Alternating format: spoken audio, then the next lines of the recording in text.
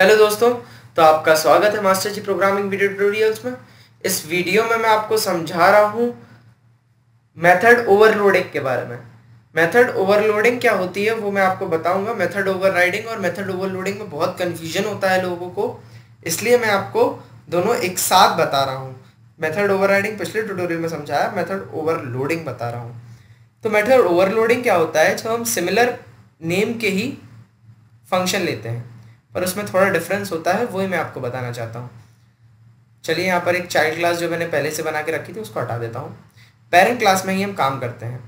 इसमें एक void fruit नाम का फंक्शन पहले से बना रखा था जो मैंने आपको बताया।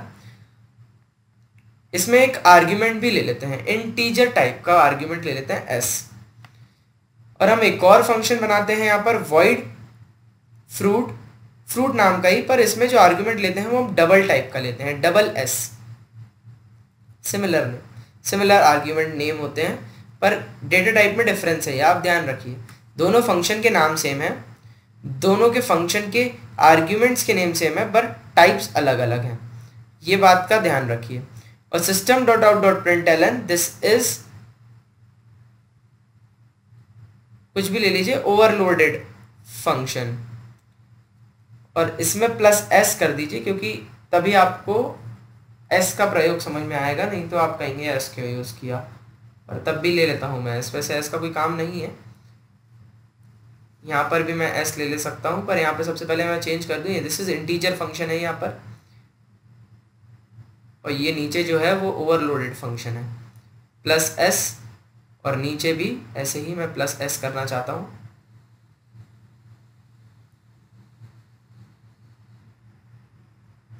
तो यहाँ पर हमारे दो फ्रूट फंक्शन नाम के क्रिएट हो चुके हैं, एक में इंटीजर s पास हो रहा है और एक में डबल s, और इसमें मैं 4 पास कर रहा हूं और इसमें 4.5। इसको कॉपी कर लेता हूं और 4.5 पास कर रहा हूं यहां पर।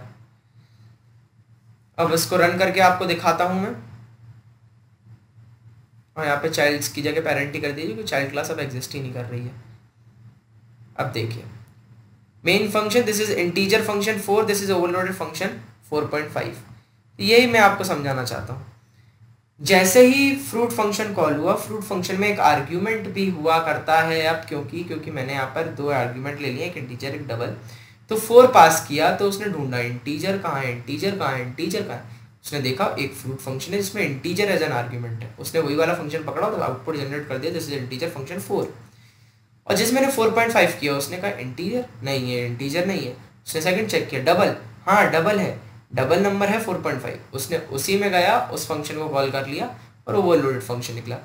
तो ओवरलोडेड फंक्शन में क्या होता है कि नाम सेम होता है बट उसके आर्ग्यूमेंट्स में फ़र्क होता है। नंबर ऑफ आर्ग्यूमेंट्स में ही फ़र्क हो सकता है, या फिर हम कह सकते हैं टाइप्स ऑफ आर्ग्यूमेंट में भी फ़र्क हो सकता है। दोनों चीज़ों में अगर फ़र्क होगा तो ओवरलोडेड फंक्शन कहलाता है। और ओवरराइडिंग फंक्शन क्या होता है? ओवरराइडिंग फंक्शन में प्रोटोटाइप चेंज कर देते हैं उसका, मतलब कि एक फ्रूट फंक्शन ये काम कर रहा था और एक फ्रूट फंक्शन दूसरा काम कर रहा है, उसके आर्ग्यूमेंट में कुछ फ़र्क नहीं होता है, बस हम उसको जो उसका पुराना काम था वो उसको छोड़कर दूसरा नया काम करने लगता है। तो ये होता है ओवरराइडिंग और ओवरलोडेड के बीच में डिफरेंस। मेरे को बेसिकली ये समझाना था, इसलिए मैंने ये क्विक ट्यूटोरियल आपके लिए बनाया। मैं वापस कंटिन्यू करूँगा अपने पुराने इनहेरिटेंस, पॉलीमॉर्फिज्म, उन चीज़ों पे वापस आ रहा हूँ। तो नेक्स्ट ट्यूटोरियल देखना ना भूलिए, मैं उसमें आपको एक्सेस मॉडिफायर्स के बारे में समझाऊंगा। Thank you.